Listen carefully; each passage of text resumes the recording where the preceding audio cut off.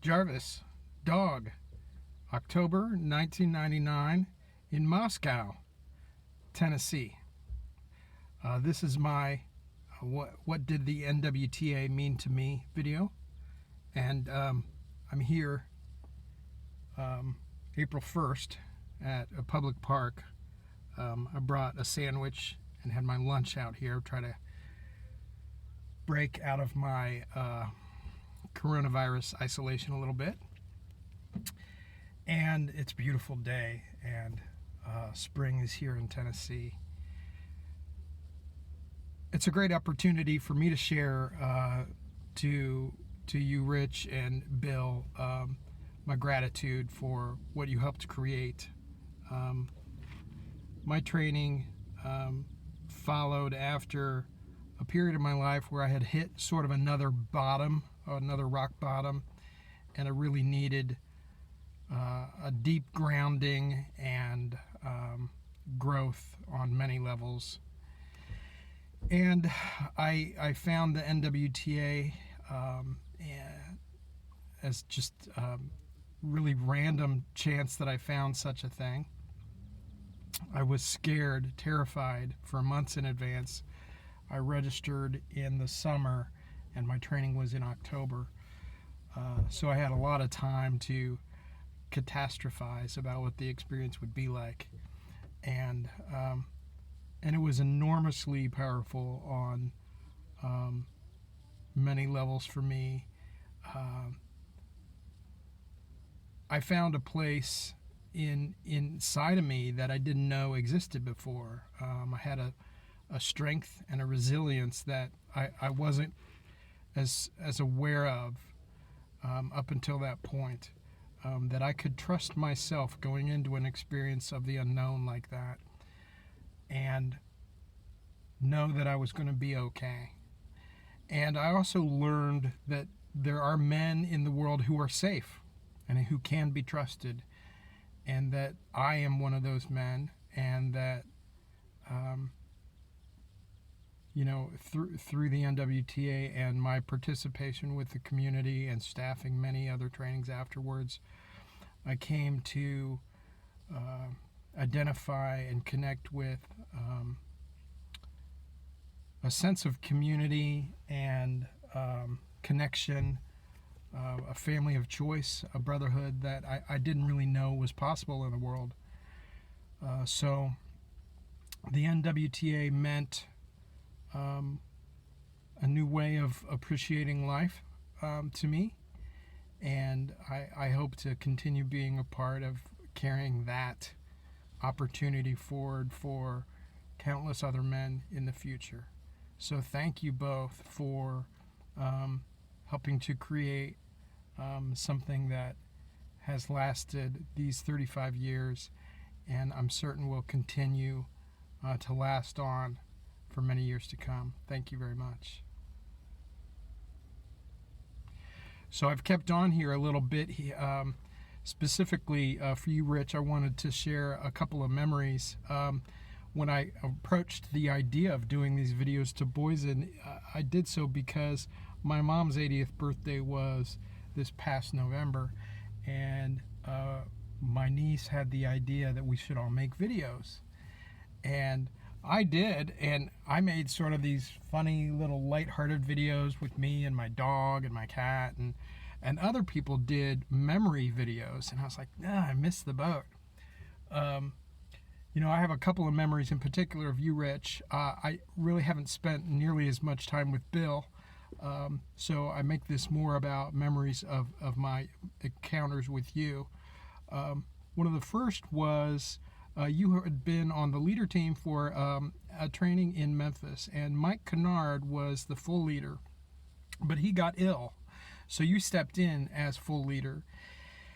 And that training was a powerful experience for me. One thing in particular that comes to mind is a couple of years before that, I had gone to massage school, and during that training in anatomy, physiology, pathology, etc., we learned a little bit about something, dissociation. And I had staffed a couple of times since I went to massage school, but I was observing the guts carpet, and there was a man that was displaying things that I believed were dissociative, indicators of dissociation. And I told the co-leader who was over our carpet, and he stepped in and redirected the guts work to be more confrontive, and he was like shoving the guy, and that I was thinking is the exact opposite of what we needed. So I moved to the other side of the pit, and I found you and said the same thing, and you stepped into the process and halted all the confrontational stuff and got the guy grounded and calm and present in the moment, and really created the type of safety. You turned it into one of those kind of affirmation, honoring the man for doing his work type of processes that sometimes have to happen because a process gets stuck. And it was beautiful, and it was safe, and I was looking around at that point, and I needed someone to help make the situation safe, and you were there, and you did. And I learned a lot from just being around that process, and a great deal of trust that I experienced for you at that time. Another time, a few years later, I was, I don't know how long later, I was a member of the XCOM with the iGroup Council Chair, and it was my first face-to-face meeting with the XCOM at Gaia, Gene McMahon's place in Maryland. And Jim Mitchell was chair, and Carl Greaser, executive director, and they were leading the meeting, and they were using at first everybody was cross-talking, and they instituted this sort of like raise your hand, we'll get you in order and call you. And you were very excited about what we were talking about, and you were occasionally just chiming in whenever you wanted to. And I started to get a little irritated about it, and I finally got, I was in line to get my comments, and I shared on the topic, but then at the end I said something like, and Rich, I would really appreciate it if you kind of just reel it in a little bit. Because, the rest of us are getting in line to share, and something to that effect. I've always been scared of confrontation, but every now and then I have found myself at MKP doing things like that. And at the time you said something like, well, I'm going to speak when I want to speak or whatever. But then later on that day, you said that you had appreciated that I spoke up. And I thought that was great, too.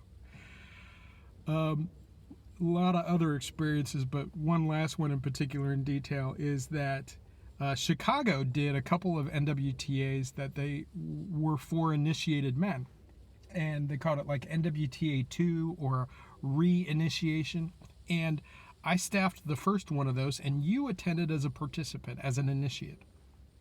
And I thought that was very cool, just the idea of, I got to staff at the training that Rich went through as an initiate. And so I thought that was really great.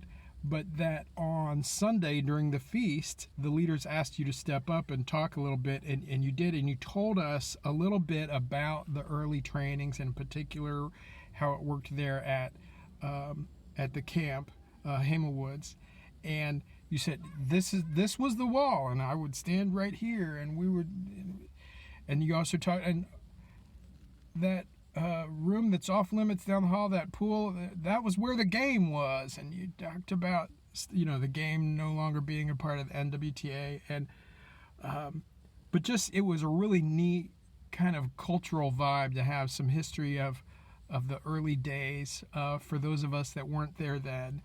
And it was a neat experience. I know that Tim Chumley was working as kind of a photographer behind the scenes, and there's a really good shot that he took of you standing on that wall during that session during the feast, and just you were kind of saying, and this was the wall. And that really stuck in my mind. I've got other memories. I'll just say one more, that when I was in the XCOM, again later as an employee, I remember one time we were at Glen Ivy in that little house that the XCOM would stay in, and you had a new CPAP mask with an animal print on it, and you were just showing it off. And it was just a silly, lighthearted moment. And those are also the sort of things that always struck me, is that, that guys like you, that I said, at some point he's been corporate and type A, and he has a military background, that can still be playful. And I really liked that. Being able to see different sides of you over the years, and lots of memories, and just a deep appreciation for the times that we've been able to share, and sadness that, because of the coronavirus and all of this stuff, that we're not able to meet in person this April like we had planned. And hope that you are weathering the shelter in place well, and hope to see you virtually this coming weekend. So thanks a lot. Again, happy 35th anniversary, MKP.